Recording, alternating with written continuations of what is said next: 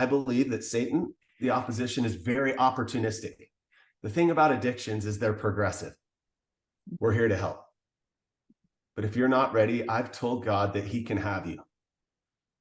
What you just said is what I have been learning a lot lately, is that I myself am not enough. Then we're so big, and I'm so big, strong and capable, and affirmations. I'm strong and capable. I'm worthy. I'm all these things, and you are. And yet life is that hard that you're still not enough, that you have to release it to something else to get through it. Amen. And what I see from this moment with you is that's you had to go to that dark of a place for you to release it.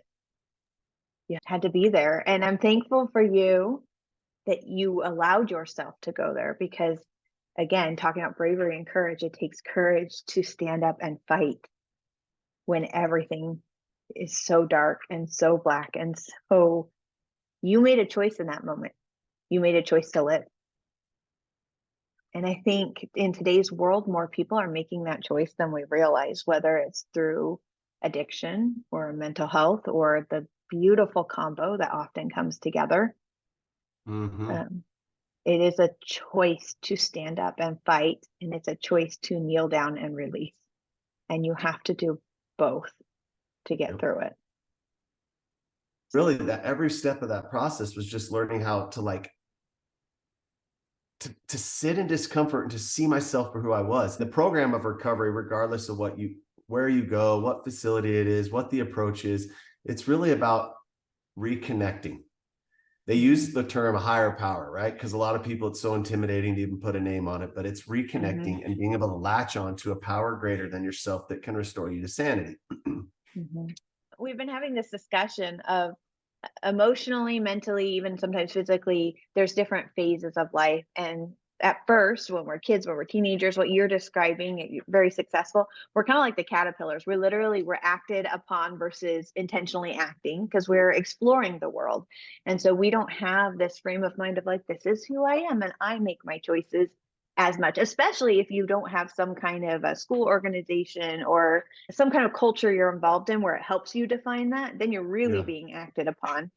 You take in these things and you're just eating it all. And sometimes we find ourselves in bad situations because of that. Like you said, you just ended up here unintentionally. It was just kind of how life went. And because you were just consuming it all, then you consumed the wrong thing, and then it took you down a path. And so once you get to that place, you have to undo. It's the process of undoing. And that's the chrysalis stage, where you have to become literal goo to become something new. And that process is so humbling and awkward and uncomfortable. It's not it's not comfortable to be unmade. You built yourself into one person, good or bad, and to undo that is so wildly uncomfortable. And I always tell the queens, if you're willing to go there, that means it's curiosity. Curiosity heals us. It's a desire for something different, and we have to be curious about what that possibility could be before we can start to heal. We have to want it. We have to have a desire for it. And then, of course, once you've become something new within that container, then you have to go out and do something. Now you have purpose. Right now, the number one leading cause of death, individuals 18 to 45. And I'm talking by a mile. The number one is overdose to fentanyl. And we're talking of everything. It actually, overdose to fentanyl has more deaths right now, people 18 to 45, than car accidents and heart disease combined. Right now, the number one leading cause of death, individuals 18 to 45. And I'm talking by a mile. The number one is overdose to fentanyl. And we're talking of everything. It actually, overdose to fentanyl has more deaths right now, people 18 to 45, than car accidents and heart disease combined. And so it's crazy. But if you look down the list, this is where it's just all messed up. Like, then there's alcohol related deaths that are down at like 4 or 5. And then like 6 or 7, there's other drug related deaths. So I'm sitting there going, if you combine those, it would be so unveiling. It would just be the most like eye-opening thing if people could see that all of these substance abuse addictions, screens, porn, they all feed down this funnel, is the like light years ahead of the cause of death more than anything else. But when you look at it and it's like 12 million, 24 million, whatever the statistics are, those are known people who have either been to the hospital, been incarcerated, and they've been documented. Well, where do 90% of addictions live? In the shadows, in the unknown. Nobody knows. The only time they're getting these statistics is when, they overdosed, or they attempted suicide or something.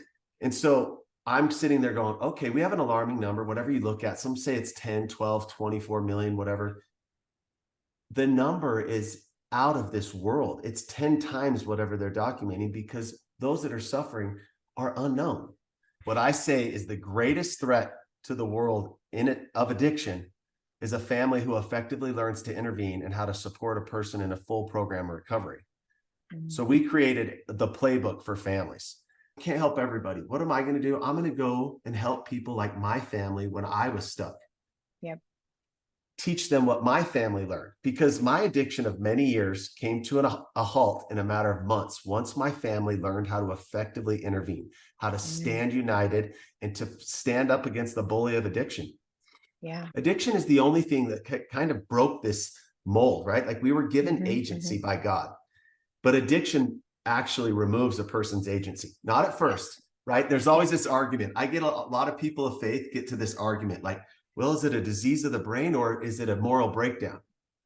I'm like, who cares? Your loved one is stuck now. In the beginning, like it could have been a moral breakdown. Mine was. I made poor choices, bad choices. But over time, those bad choices escalate. Every addiction is progressive and it rewires the way your brain works. So a lot of families can't get over the fact that they're just like, when is this person going to wake up? When is my son going to take the will of his life again? When are the consequences going to pile so high that they wake up? There are a lot of good people out there suffering. And once the family learns how to shift from living in chaos, living in fear and doubt, reacting to every crazy situation, and they actually get strategic, prepared with a plan to help, oh boy, it changes everything. Does it solve all the problems? No, but it saved my life. I don't know a single person who has addiction, whether it's cocaine or it's sugar, that isn't seeking relief. Addiction is usually someone who is seeking relief. That you can justify anything in survival mode. You can justify going into debt because you just need to eat out every night. You can justify anything in survival mode. And I'm talking about this is family versus those who's addicted. But when you're healing and you have to actually face the stuff, your part that you've played in this or your role moving forward, that's much harder. Healing is hard.